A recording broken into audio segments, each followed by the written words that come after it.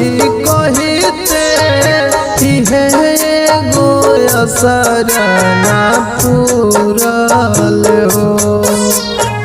दुनिया के छठी माई सब कुछ दिहल, हमारा ला कुछ ना जुड़ल हो। दुनिया के छठी माई सब कुछ दिहल, हमारा ला कुछ ना जुड़ल हो।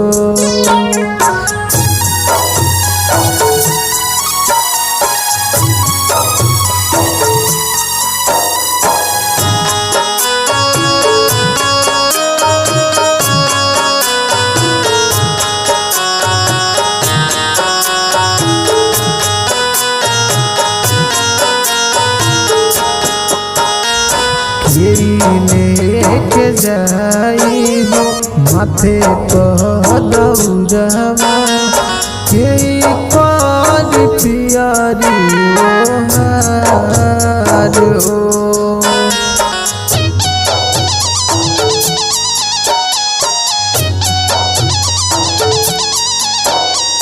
बिलखी बिलखी रोवे घाटे पह बजनिया, छठी मैया सुनी न गोहार हो।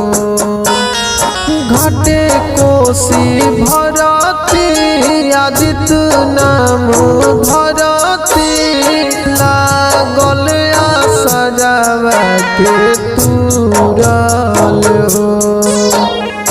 दुनिया के छठी माई सब कुछ दिहल, हमारा ला कुछ ना जुड़ल हो।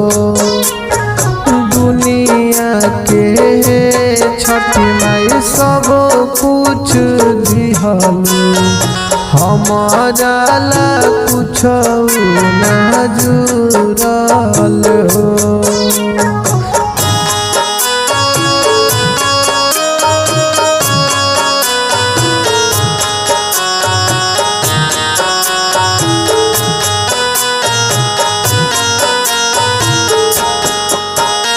सभी बर करता कोसिया के भरता, देखी नैन डरे हमार लोर।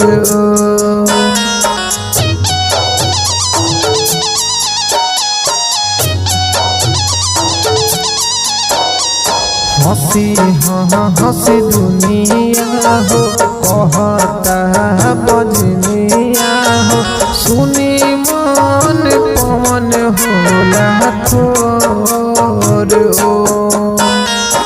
अरुण बिहारी अरज कहाँ रे दुआरे, अरजी न तुहारा मजूरल हो। दुनिया के छठी माई सब कुछ दिहल, हमारा ला कुछ ना जुड़ल हो।